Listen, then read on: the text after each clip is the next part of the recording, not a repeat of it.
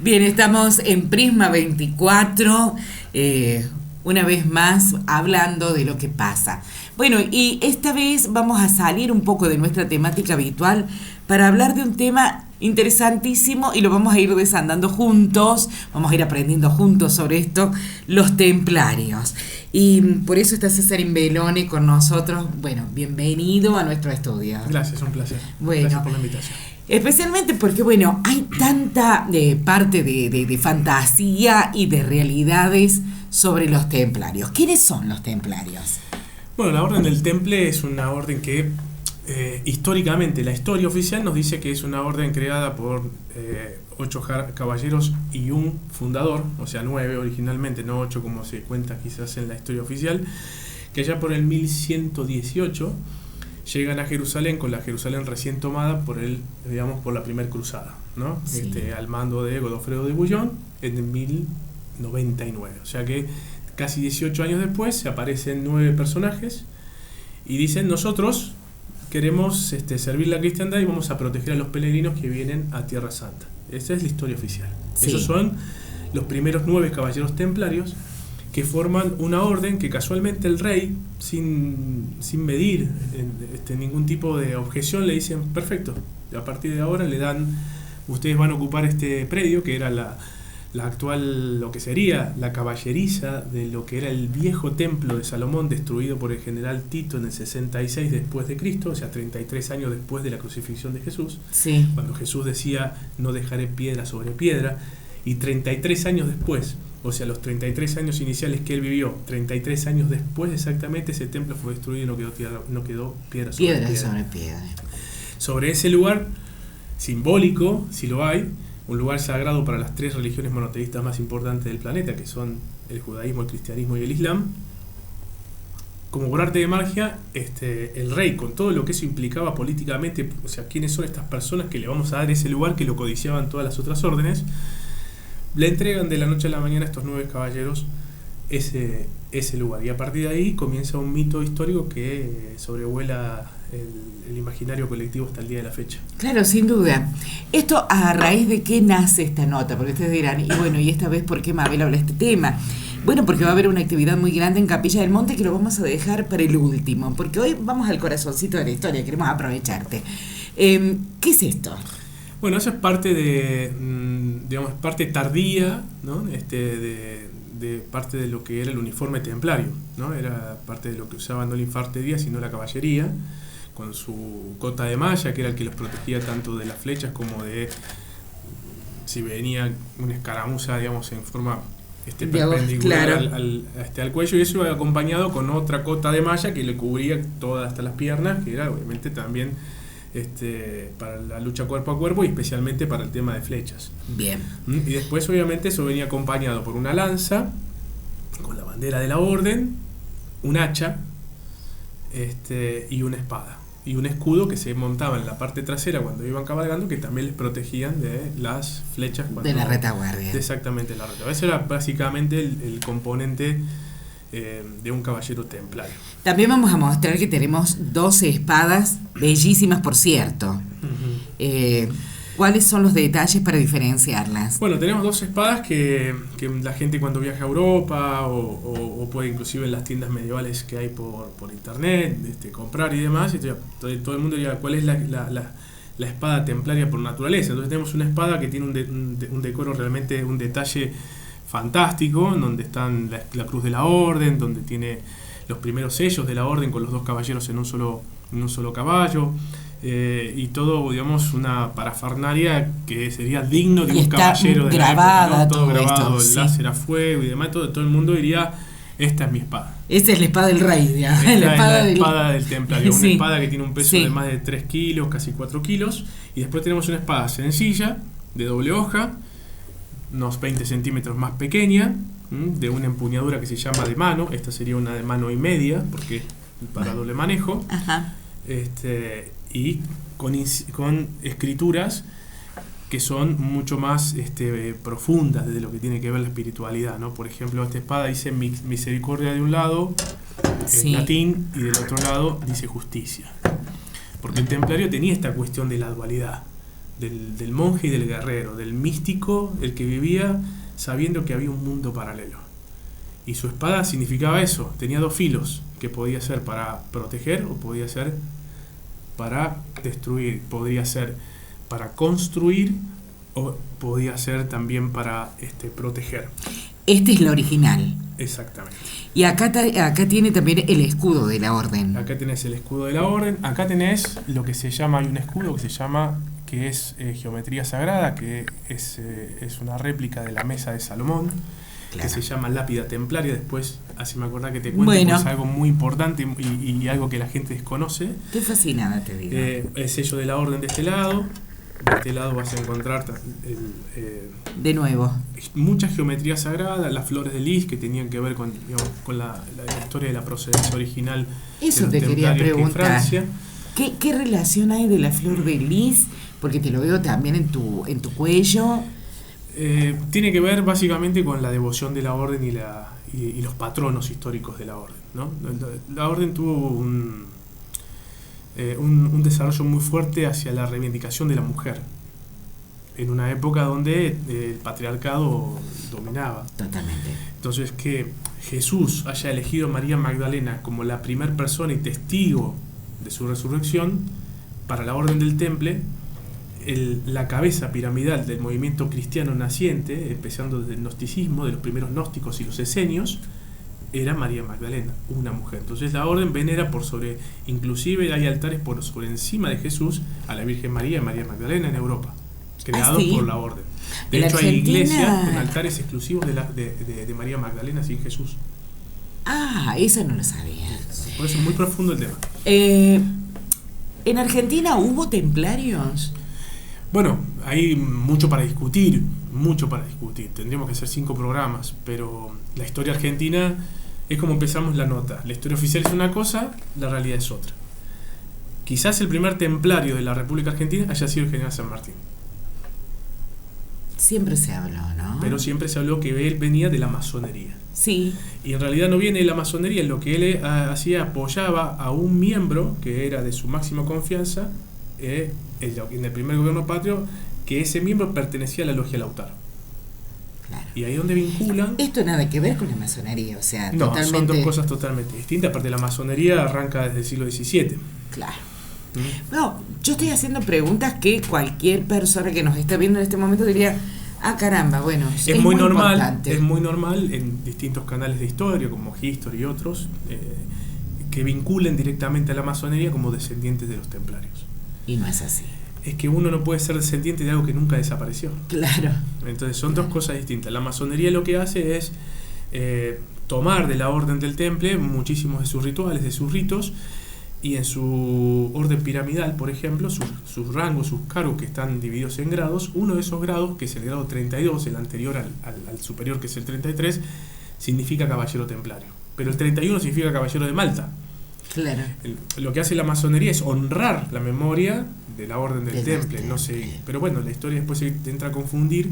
¿Y por qué digo que San Martín podría ser? Bueno, vos vas a ver que la independencia, la masonería estuvo muy fuerte desde Estados Unidos hacia la Argentina en todas las gestas de independencia de la asamblea. Porque lo que se buscaba era socavar la historia y el poder de las monarquías europeas. Claro.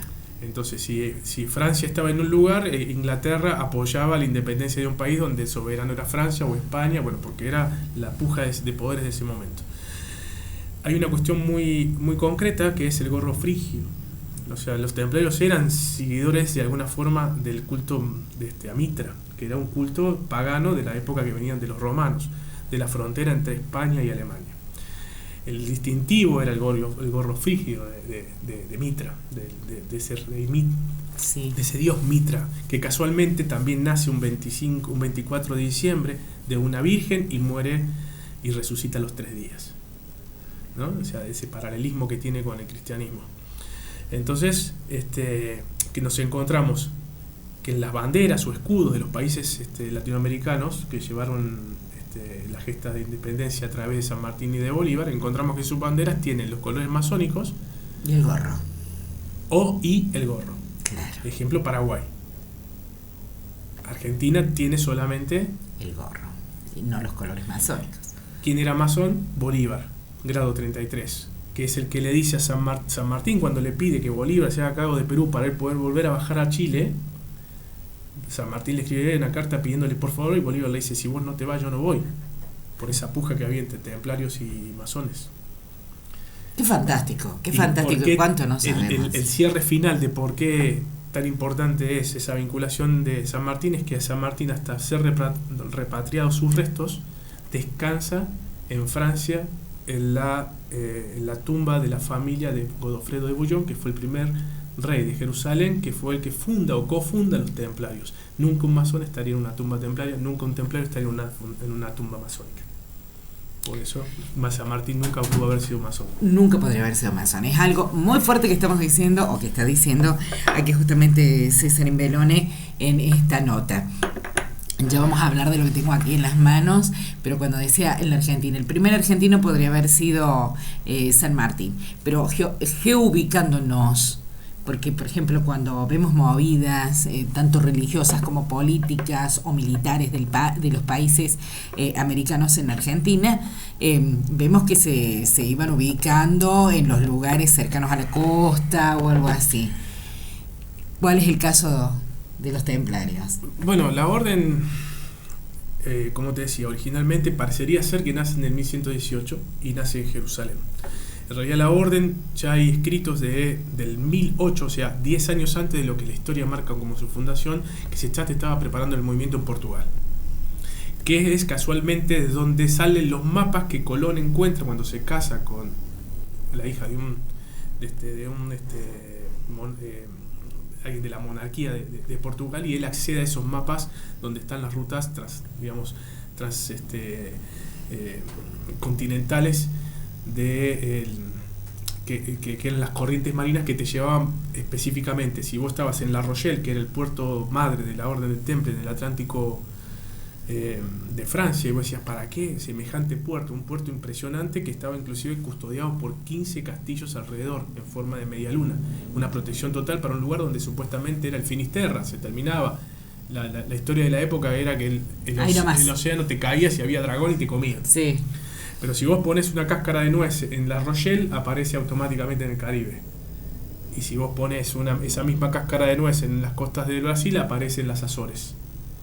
Esas corrientes marítimas, esos mapas, los conocía perfectamente Colón, y eran ya de los templarios heredados de los fenicios.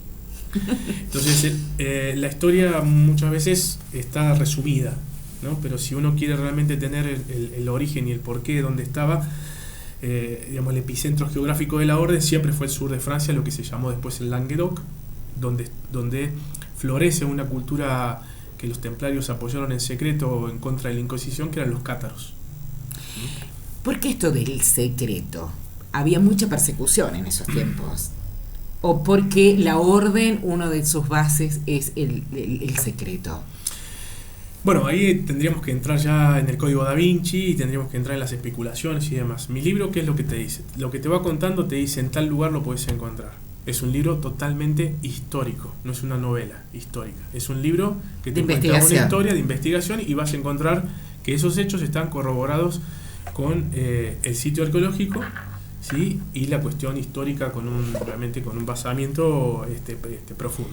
Lo mostramos así un poquito en cámara. Dice: la verdadera historia jamás aceptada ni reconocida por la Iglesia Católica sobre los ancestrales hijos del Sol, templarios. Los hijos del Sol, dice, los verdaderos hijos del Sol, custodios de madres y su legado. Este libro es por César Imbelone, justamente su autor. Este libro, me contaba recién fuera de cámara, que el original es lo que llevó él a la imprenta. Es una belleza, nunca. Sí. Bueno, y acá está, para algunos que no saben, esta cruz. Es la cruz, digamos, más emblemática de la Orden del Temple. Es una cruz que la tienen bastantes organizaciones anteriores de los templarios, y tiene un significado.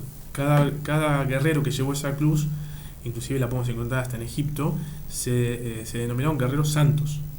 Tenían esa dualidad de ese monje y ese guerrero. Por eso ninguna otra organización pudo usar esa cruz, porque esa cruz se la da en exclusividad en tiempos ya modernos o contemporáneos de los templarios, en el primer concilio, donde son reconocidos oficialmente, es al servicio de la iglesia, no por la iglesia, que es otra parte que se equivoca la historia. Por eso no puede desaparecer algo que no es tuyo. Claro. Si yo fundo una organización y soy el fundador de esa organización, la quiero disolver, la disuelvo. Cuando los templarios son reconocidos por la iglesia, reconocen sus servicios, o sea, al servicio de la iglesia. Por eso la iglesia, cuando disuelve la orden, que es lo que dice la historia, no disuelve la orden, lo que disuelve es ese contrato, entre comillas, de relación entre la iglesia y los templarios. Los templarios, a partir de ese momento, con la naciente Inquisición y esa persecución, pasan a ser una sociedad secreta que se mantiene hasta nuestros días. Claro. Qué belleza. Estaba recorriendo acá. ¿Qué es esto? Me llamó la atención. Bueno, tiene que ver con esto son los primeros elementos de medición marino. Eso, por ejemplo, es un elemento de medición de estrellas, ¿no? Para navegación por mar, ¿no? Y a través de las estrellas, que era la navegación Bien. de esa época.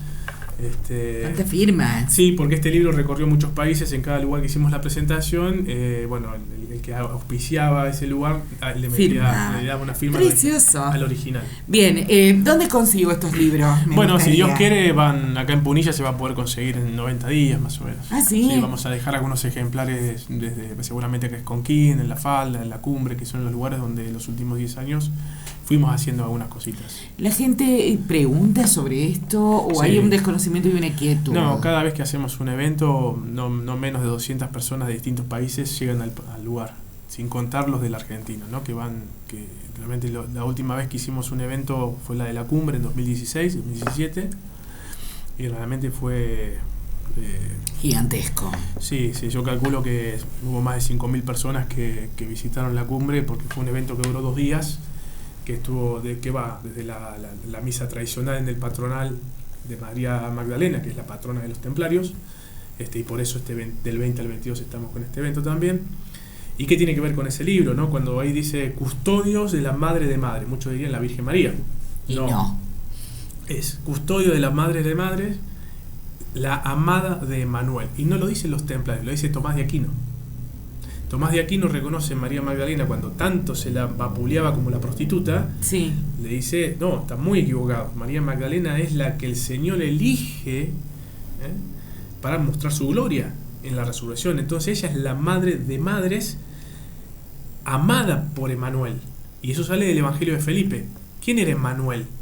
En las profecías de Isaías, que es donde profetizan la llegada del Mesías, no se llama Jesús, se llama Emanuel. Es el nombre espiritual del Cristo. Y el arcángel, cuando le anuncia a María que va a tener un hijo que le pondrá por Jesús, es para venir a cumplir las profecías de Isaías. Por eso Tomás de Aquino, sabiendo que está la Inquisición y que decir esto quizás le implicaba ir a la hoguera, le dice amada de Emanuel, porque amada de Emanuel, ¿qué significaba? La que Jesús amaba. Claro. Y en ese mismo Evangelio de Felipe habla de María Magdalena como compañera de Jesús. Él le dice, Pedro, ¿por qué te sientes mal o te pones celoso si él la eligió a ella? Y es porque él la ama, porque es su compañera. Y eso pasa desapercibido hasta el día de la fecha, hasta que unos investigadores unos años atrás empiezan a investigar semánticamente lo que tenía que ver con esas escrituras de esos evangelios que estaban en copto, que se encuentran en Egipto. Claro, compañera en esa época significaba esposa. Era como en Egipto, por ejemplo, cuando una mujer dormía en la casa del varón, ya estaba casado. Uh-huh. Es decir, el contrato matrimonial era a partir de ese momento. En el momento de la época de Jesús, bajo la cultura judía, decir compañera era decir esposa, no existía el término esposa. Claro.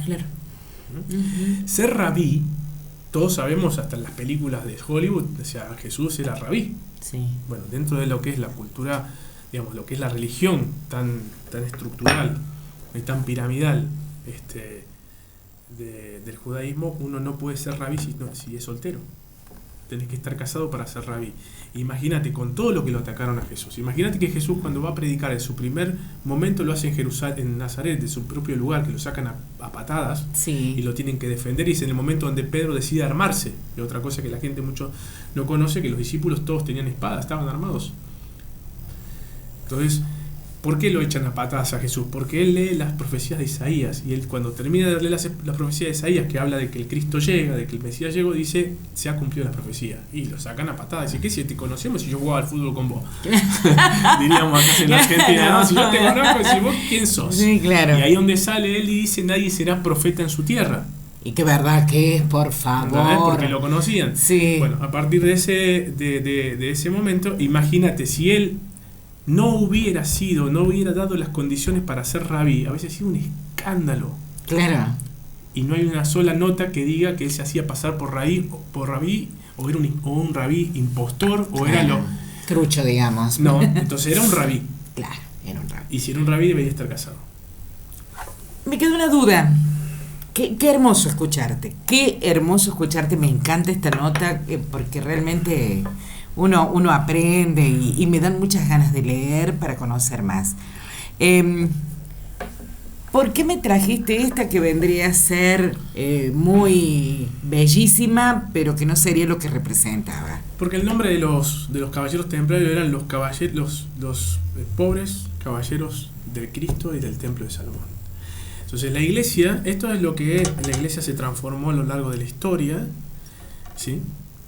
Y que estaba muy lejos de esos discípulos, de esa cuestión evangélica, ¿no? Donde, y esta quizás representa los verdaderos valores de lo que debería haber sido la iglesia, y creo que el Papa Francisco está recuperando hoy una iglesia pobre para los pobres. Y ¿Qué esto relación tiene hay? Lo leí en un artículo donde hay una relación con los templarios, con Francisco hoy, con el Papa. Y hay, ¿sí? mucho condimento. Primero, lo más importante de todo, el Papa Francisco lo primero que hace es quitarse el rosario o el crucifijo de oro y se pone uno de un metal que no tiene valor. Pobres caballeros de Cristo. Empieza a utilizar las cruces templarias en sus estolas, que antes los papas no la usan, con el color carmesí, que es el que identifica la orden temple con María Magdalena. Pero la profundidad del hecho es que él es un devoto profeso de la Virgen de Guadalupe, que está relacionado directamente con María Magdalena. Ah, sí.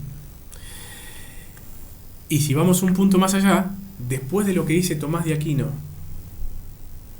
y si lograr entender las palabras de la profundidad de Tomás de Aquino, es el Papa Francisco el que la declara santa a María Magdalena. Ahora te pregunto, sabiendo la importancia de María Magdalena en el mundo templario, y con todos los problemas que tiene hoy el Vaticano y que tuvo que enfrentar el Papa Francisco, ¿había tiempo para ocuparse de santificar a María Magdalena? Y no, era como el menor problema, digamos. Entonces eso es lo que dice mi libro. Mi libro te ayuda a pensar, no te está diciendo mi verdad. Yo te doy hechos. Ahora armá vos tu propio pensamiento. Arma el puzzle, digamos. Sí. Qué interesante. ¿Cómo va a ser? Porque sabemos que en Capilla del Monte la iglesia histórica es bellísima. ¿Es octogonal? Bueno, es la primer o quizás única iglesia que podría ser atribuida a que el que la diseñó tenía alguna vinculación con los templarios, sin duda. Los templarios tenían una relación con el 8 muy importante porque tenía que ver con esta cuestión de los 8 originales más el que la funda. Las iglesias templarias todas tienen 8 escalones, todos tienen 8 lados, o sea, es octogonal. Nosotros vivimos en un mundo, la naturaleza es muy sabia. ¿Dónde hay cuadrados en la naturaleza? En ningún lado. El sol es redondo, la tierra es redonda, los caracoles, su forma es redonda, los mares son redondos, las mareas son redondas, todo es circular. Las galaxias todo es circular. Y el ser humano se encasilla en el cuadrado, en todo lo que desarmoniza. Tenemos nuestra casa cuadrada, nuestras puertas son cuadradas, nuestras camas son cuadradas, nuestras heladeras son cuadradas. Todo lo que tiene que ver con nosotros es cuadrado. Los templarios todo era volver a ese ciclo de geometría sagrada y de creación que lo maman directamente del Islam. Por eso la mezquita de Al-Aqsa, que es la que hoy reemplaza lo que era el templo de Salomón, que es lo que le dieron a los templarios, y el primer sello templario es la mezquita, no el templo de Salomón. Recordemos que mientras Europa estaba en el medio de la peste negra, sin saber que esa esa enfermedad donde muere un tercio de la población mundial, de lo que es Europa, era simplemente porque no tenían cloacas. Y los árabes tenían cloacas ya hace 500 años, para esa época. O sea, estaban totalmente avanzados. Entonces los templarios mamaron muchísimo de todo eso. y crean el Santo Sepulcro, la iglesia del Santo Sepulcro, la crean los templarios, la que hoy visita la gente de turismo en Jerusalén, y la hacen octogonal. Y a partir de ese momento, y únicamente los templarios han construido en forma octogonal. No hay otro tipo de construcción. Si es en similitud del lado circular, digamos. Templario o tiene representar una relación con la orden del temple, o tiene ese arquitecto quien la diseñó y se inspiró en los templarios. Mira, esa iglesia en particular tiene algunos bloqueos en sus vitrales, se ha modificado a través de los tiempos. Bueno, si vos ves, tenía un vitrón en el frente que, si la persona que construyó esa iglesia tenía alguna ascendencia esotérica o una vinculación con alguna escuela de misterio, se llama templarismo, gnosticismo, sí, lo que sea, seguramente en el solsticio de verano el sol que penetraba por ese lugar marcaría un espacio específico dentro de la iglesia, como pasa con todas las iglesias templarias en Europa, como para investigarlo, ¿no? Como para investigarlo. Y ese vitro, que parecería ser una flor de la vida, un elemento geométrico muy, muy particular, si vos tapás las hojas te queda una cruz templaria. Claro. Que hoy está en la cima, ¿no? Sí. Es muy importante. Vamos a la actividad. Te voy a pedir que después que pase esta actividad, cuando vos gustes, seguimos abordando temas porque nos apasiona. Y yo estuve leyendo también que va a estar una actividad que es muy linda, donde van a tener ferias y demás. Ya me vas a contar. Pero, ¿cómo es esto de la iniciación? Bueno, básicamente nosotros, cuando hacemos algún tipo de actividad, no es una actividad turística, ¿no? Lo que se hace siempre es conmemorar cuestiones históricas. En este caso es el Santoral de María Magdalena, se hace un evento que coincide con una actividad turística que es una semana medieval que se va a desarrollar ahí en Pueblo Encanto, pero que bueno, que hay actividades que son públicas y otras actividades que no son públicas, que son para miembros de la orden que vienen de todas partes del mundo. Bien. Y ahí es donde aparece la posibilidad de gente que está en condición de aspirante a ingreso a la orden durante muchísimos años.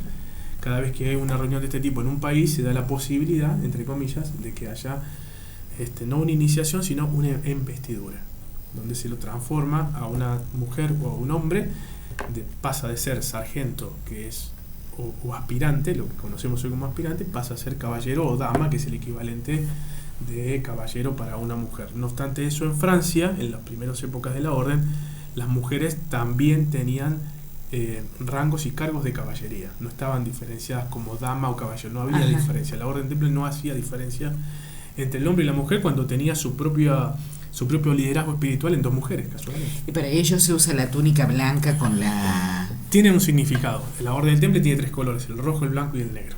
O sea, dependiendo el rango que uno va teniendo, va pasando a ser blanco. Pero originalmente es mitad blanco y mitad negro. ¿Por qué?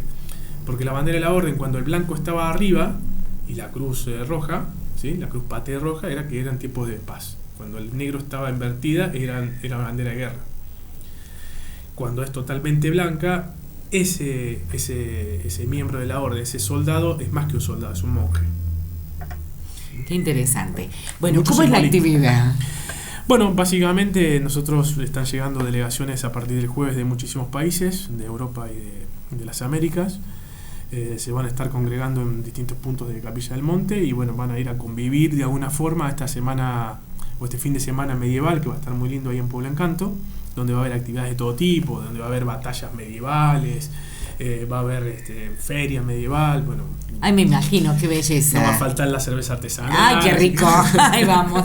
Y en el medio de todo eso se van a encontrar con un montón de gente, seguramente entre 100 y 200 personas vestidas de templarios y bueno, ¿qué son? Son los miembros que vienen de distintas partes que aprovechan ese momento de usar su vestimenta, porque en Europa es muy común. De hecho, Portugal, la fundación de Portugal se debe a los templarios, entonces hay ciudades completas en Europa fundadas por los templarios. Entonces cuando llegan las fechas históricas de la orden, digamos, el pueblo es como si fuera el carnaval de Río de Janeiro, se prepara exclusivamente para una actividad de recreación, de volver en el pasado 800 años y caminar por esos pueblos y parece que estuvieras en el medioevo. Qué belleza. Algo así va a pasar en Capilla del Monte. Y el punto culmine con lo templario va a ser el domingo, cuando se haga la misa, donde va a haber una formación de docenas de templarios ingresando como se hizo en la cumbre, totalmente con todo el uniforme, con el armamento, con la custodia militar de la imagen de María Magdalena, a compartir la misa con el pueblo de la tarde, de las 7 de la tarde del domingo, y a partir de ese momento se vuelve a Pueblo Encanto y se continúa con la actividad, y a la noche, que es la parte más hermética de la orden, es cuando se produce este momento de la investidura de los nuevos miembros de la orden, y ese proceso arranca a las 11:11 de la noche. Se llama 11:11. Se llama la noche templaria. Bien, para ser postulante. En Perú también, ¿no? En Perú estamos al mismo tiempo haciendo el mismo evento en simultáneo. ¿Qué es lo que tiene que tener un aspirante para formar parte? Destino.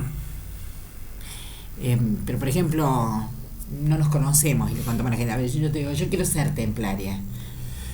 La orden en sí es una cuestión muy interna, muy espiritual. Cuando yo hablo de destino, digamos, uno no ingresa a escuelas de conocimiento de este tipo simplemente porque tengo ganas de estudiar algo, sino porque tiene un llamado interno.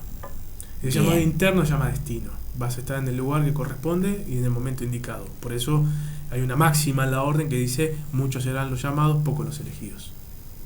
Muy interesante, y que quede el misterio flotando. También es lo más interesante, porque a uno lo moviliza. Bueno, yo te agradezco, pero inmensamente, en nombre del equipo, que te hayas tomado un tiempito para venir. No, por favor, placer. Porque bueno, nosotros vamos a estar irradiando todo esto en el departamento completo Punilla. Bueno, internet no tiene límites, pero inclusive ya hemos publicado el video, donde está muy emocionante la presentación, y bueno, por supuesto, contarle a la gente que se haga su tiempo, que vaya y que lo viva, porque más allá de esto del temple, es abierto a todo el público. Sí, toda la actividad de la orden siempre es gratuita. Totalmente gratuita. Todo, siempre lo que hacemos nosotros es totalmente gratuita. Es más, en el lugar va a haber un evento que tiene que ver con la semana, fin de semana medieval, donde la gente ahí sí paga una entrada, porque es algo que nosotros compartimos, no tenemos nada que ver. Si ustedes vienen por el tema de la orden, se les va a dar una cinta que dice Orden del Temple y van a tener acceso al lugar en forma totalmente gratuita. Perfecto.